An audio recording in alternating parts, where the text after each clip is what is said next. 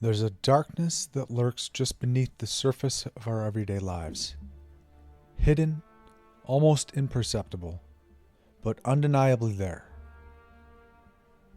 Most people never see it, never sense it, because it wears a mask of normalcy, blending into the fabric of the world we know. But this darkness is more than just a shadow. It's alive. It's watching. And it's waiting. It's this darkness that the veil conceals. A thin, almost invisible barrier that keeps the truth hidden from those who aren't looking closely enough. And let's face it, most of us aren't. But then something happens, something small, maybe a feeling, maybe a thought, that tears that veil. Even if just for a moment, and suddenly you glimpse the spiritual warfare raging beneath. A war that's been fought for eons right under our noses.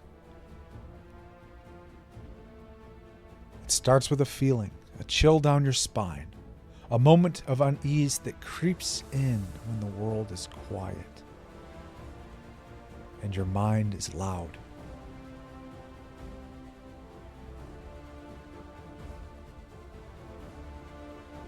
The thought hits you. Is this all there is? Or maybe it's the news, another story of violence, corruption, chaos, and you feel it in your gut that there's something darker at play. Something orchestrating these events from behind the scenes. A force that thrives on our fear and confusion. And then you start to see it. The patterns. The way negativity spreads like a virus. Infecting hearts and minds. Turning light into darkness. You begin to realize that the battles we fight in our lives, the struggles, the pain, the conflicts, they're not just physical or emotional. They're spiritual. It's like a whisper in the back of your mind telling you what you're dealing with isn't just bad luck or coincidence. It's an attack, a deliberate attempt to pull you away from your true self, to cloud your mind, to drag you into the darkness. A battle for your very soul. And then just when you think you've got a grip on reality, the veil slips entirely. For a brief, terrifying moment, you see the spiritual warfare for what it truly is. A battle not just for your soul, but for the souls of everyone around you. This isn't a new fight. It's as old as time, as vast as the cosmos. It's been raging for millennia, fought in the unseen realms.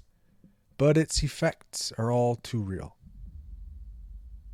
You see it in the division, the hatred, the lies that are spread to keep us blind, to keep us divided. It's in the subtle ways we're manipulated, distracted, kept in fear. And once you see it, you can't unsee it. The truth is there staring you in the face. This world is not just a battleground, it's a prison. Designed to keep us from discovering what lies beyond. This isn't some abstract concept. Spiritual warfare is real, and it's happening all around us. It's not a fight with swords or guns, but with thoughts, beliefs, and energies that influence our minds and spirits. The true battlefield isn't out there, it's within us.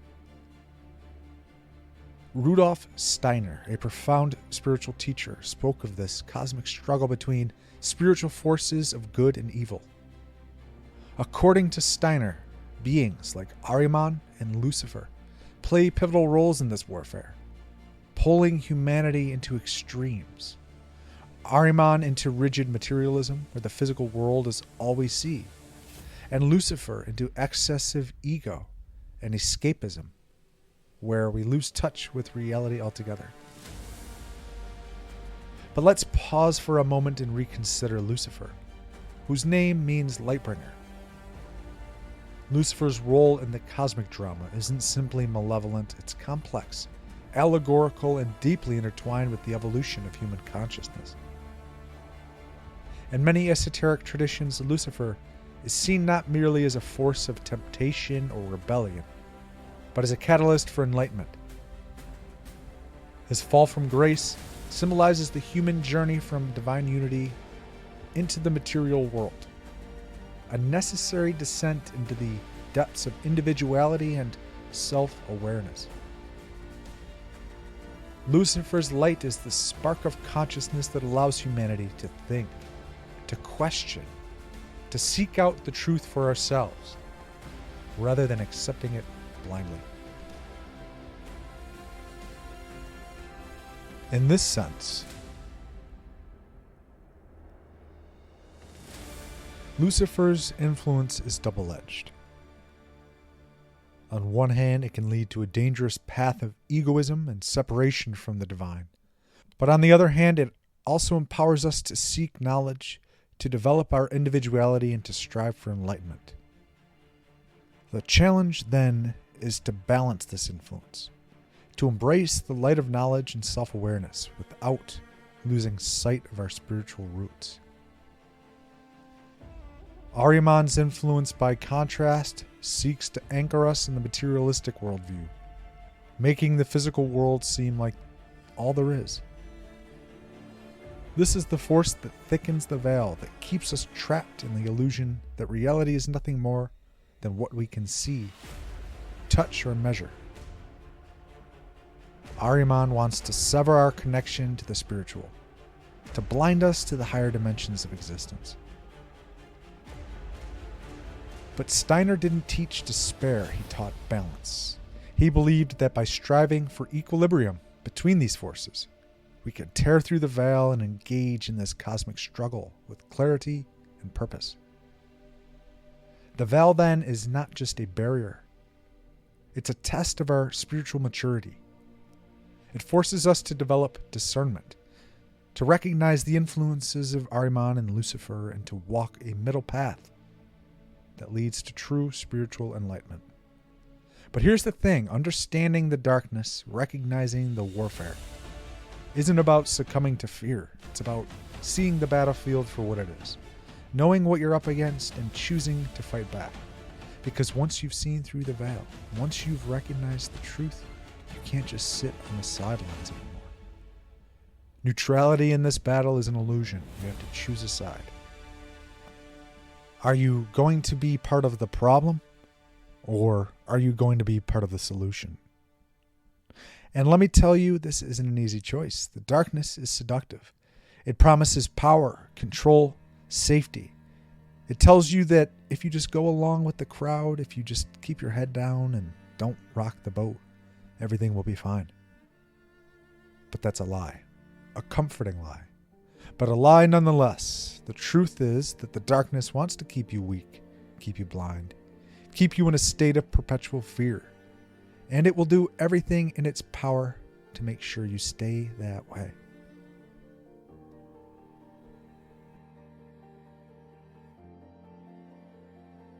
So here's where the real battle begins, within you.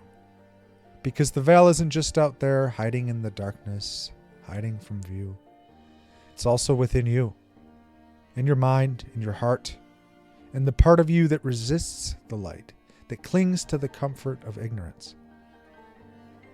To see through the veil, to fight the darkness, you have to confront your own inner demons, your own fears, your own shadows. This is where the true work lies. It's a battle that requires courage, resilience, and above all, faith. Faith in the light, faith in yourself, faith in the truth. As you begin to lift the veil, as you start to see the world as it really is, you also begin to see yourself as you really are. You see the parts of you that have been shaped by the darkness, by the lies, by the fear. And you realize that to truly fight the darkness, you have to heal those parts, to bring them into the light. Healing is, after all, the ultimate rebellion. It's painful, it's messy, but it's the only way to truly break free from the chains that bind you. Because once you've confronted your own darkness, once you've faced your own shadows, you become a warrior of the light. And a warrior who knows their own darkness is the most formidable of all. You become someone who can stand in the face of darkness, who can push against the lies, the manipulation, the fear. You become a light for others to follow, a reminder that even in the darkest of times, there is always hope, there is always a way out. So when you find yourself staring at the edge, looking into the abyss, remember this: the darkness is real, the veil is real, but so is the light. And in this spiritual warfare, it's not about who's the strongest or the most powerful. It's about who's willing to see the truth, who's willing to fight for it, and who's willing to spread that light, even in the face of overwhelming darkness. Because in the end, light only needs a single point of entry to begin its work. Humanfluence out.